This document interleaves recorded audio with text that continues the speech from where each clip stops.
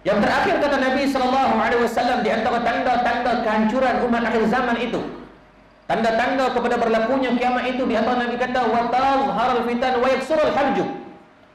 Akan datang kepada umat aku berlaku banyaknya al-harju.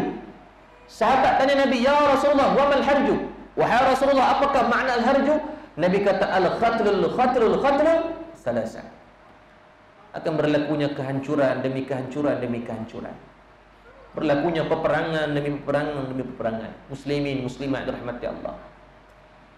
Maka kalaulah kita melihat daripada geopolitik dunia, tak dapat kita nafikan bahawasanya kita memang sedang berada pada zaman mungkin perang dunia ketiga ataupun kehancuran.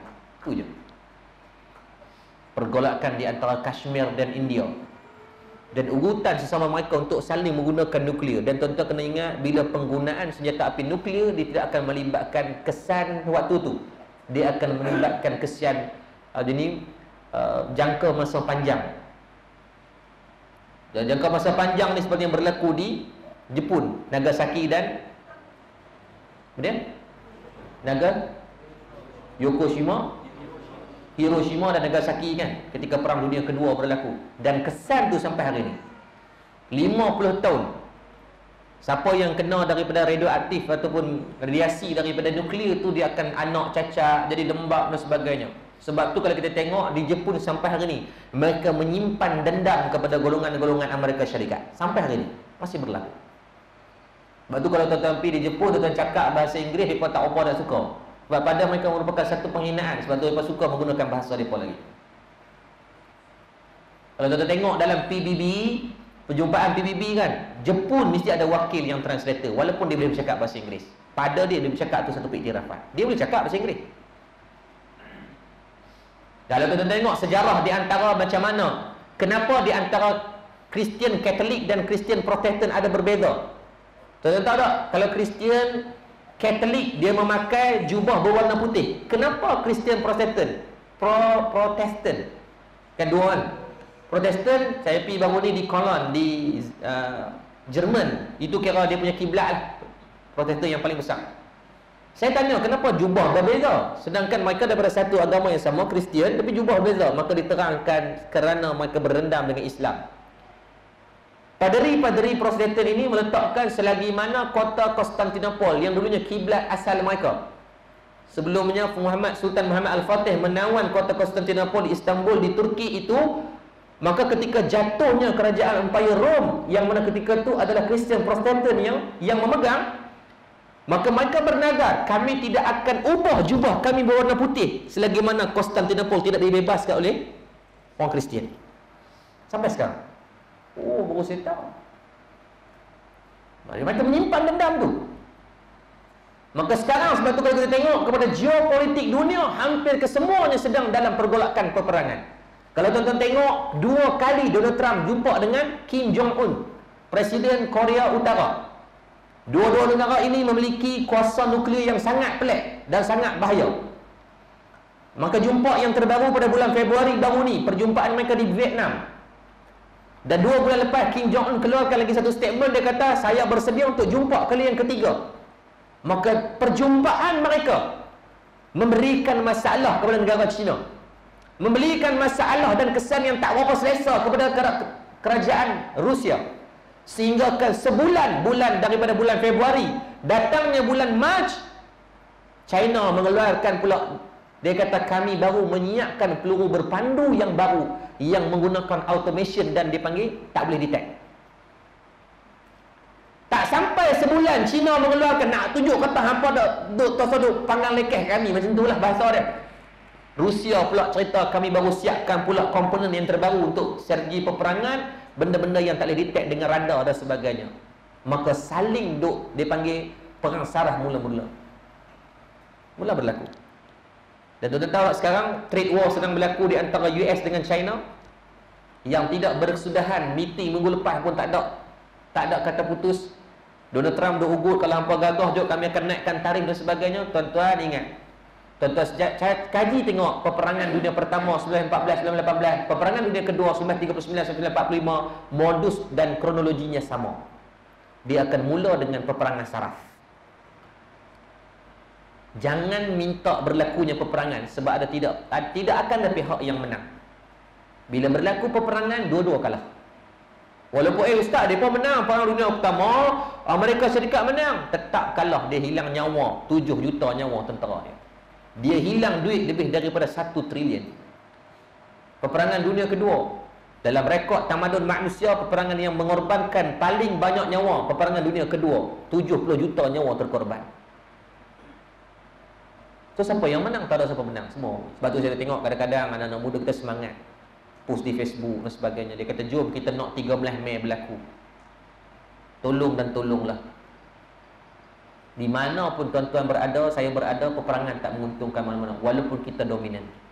Walaupun kita ada kapasiti yang lebih besar pun tak untung siapa-siapa. Bila berlaku peperangan, akan berlaku istihad darurat. Curfew berlaku. Bila curfew berlaku, ekonomi investor akan lari. Tuan-tuan tak boleh main mengaji macam ni. Tuan-tuan tak boleh keluar kerja macam biasa. Semua tempat akan tutup. Maka ketika tu tak ada manfaat akan dapat. Yang menang mungkin akan nampak macam menang sebab dia boleh pergi kata orang, pergi bunuh orang dan sebagainya, tapi tetap dari sudut hukumnya dari segi salah. Semua kalah. Wallahi saya pernah tengok orang mati depan mata. Ketika di Mesir, saya dilantik sebagai pegawai keselamatan tahun 2013 dalam op piramid. Saya tak pandai sangat, cuma kebetulan saya grad daripada UPNM, saya pakai lieutenant muda ketika itu. Saya tangguh untuk saya bersama mengaji, buat pengajian Quran di Mesir, di Maftuh. Jadi bila pergi di sana, kedutaan cek, ada seorang pegawai tentera. Berani tak berani tuan-tuan, saya bukan jenis sembang gajah terbang boleh ya.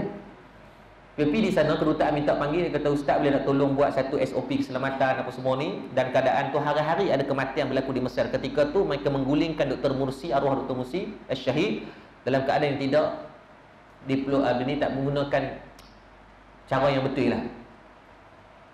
Jadi bila kebangkitan rakyat berlaku, dia panggil sebagai peristiwa Raba'ah. Hari-hari ada 12, 15 kematian hari-hari. Masalahnya Al-Azhar jalan macam biasa, walaupun perang di luar, mengaji macam biasa. Oh pening tuan-tuan. Saya ketika tu tak ada pilihan lah, sebab isteri saya ada. Dah lah bini saya seorang tu je. Jadi saya kata okey, saya setuju, saya buat semua guideline, saya akan jadi, dia akan pass khas untuk saya. Maksudnya saya boleh masuk dalam medan tu, saya tunjuk kad tu macam kad media je besar tu. Oh, kedua-dua pihak yang bertelagah ni akan bagi. Tapi banyak kali saya tengok ada sekali tu peristiwa sampai ni saya tak lupa tuan. Bila saya hantar isteri saya dengan semua pelajar yang masuk, saya nak keluar tuan-tuan, berlaku teruk sangat, ada tembok menembak dah berlaku dah. Seorang perempuan yang memegang sepanduk Raba'ah. Sepanduk tu tak ada senjata pun di tangan, umur dia dah 20-an. Perempuan Arab beragama Islam kita. Dia pakai tudung elok semua. Polis depan mata ni, depan mata saya. Saya duduk sini, dia duduk kaki meja tu je. Ambil bawa keluar pistol, perempuan duduk sebelah dia, tembak ni tu, pum, jatuh. Saya tengok apa terjadi ketat ni. Padahal sebelum tu bagi ceramah orang kita dalam bab jihad kerana Allah, keluar ayat awak tekuk ni. Waktu tu obat hilang tuan. Kita tengok depan mata dia, ambil pistol ni keluar, pum, tembak, jatuh rebah. Dah rebah tu dia punya geram, dia ambil contoh, katok lagi, pom, pecah kepala, darah dia main gitu. Saya balik-balik ketak dah, sepatah tak boleh cakap. Seminggu tak makan nasi. Baru kita tahu dalam hati bukan taman ni, ada taman botani dah ni. Maka jangan duk sembang. Ni tanya ayah-ayah kita yang pernah melalui fasa komunis. Komunis ada di Malaysia sampai hujung tahun 80-an. Dan mereka hanya meletakkan senjata, tapi roh dan jasad komunis itu masih mereka dibawa. Tak kira lah parti mana pun, hang buat benda yang komunis lah, tak kira lah. Hang bangsa apa pun. Tanya ayah kita masih ada, tahun 80-an masih ada serangan di Pengkalan Hulu, di Gerik dan beberapa tempat yang lain. Seronok kan tidak zaman tu? Tak. Jangan minta. Tapi Nabi kata akan datang zaman tu, maka kita bimbang kita berada posisi yang mana ni. Di Malaysia sekarang tengah bergolak dengan benda tu. Kita bawa dengan sentimen bangsanya. Pada saya contoh kita bawa BMF, bagus ke tidak? Bagus. Kita bukan nak boikot orang, kita cuma meletakkan keutamaan. Masuk kedai ada 2 produk, satu Islam, satu bukan Islam. Kita beli yang Islam, tak ada yang Islam, beli yang bukan Islam, tak ada masalah. Maka kita yakin bila kita kayakan orang Islam, dia akan buat keluar zakat. Tuan-tuan pernah dah tengok orang bukan Islam pergi keluar zakat? Bila Ramadan dia main cari ambil zakat, ni saya nak berkeluar zakat. Zakat apa? Zakat fitrah. Ada? Tak ada. Bukan kita nak berperang, bukan kita nak berkelahi, tak. Kita cuma meletakkan keutamaan itu je. Dan tidak salah untuk kita bertolak ansur, tapi jangan sampai ditolak beransur-ansur. Itu je. Peperangan akan berlaku, jangan risau. Cuma kita jangan minta. Nah, jangan minta berlaku. Mudah-mudahan Allah Subhanahu wa taala melihara kita semua.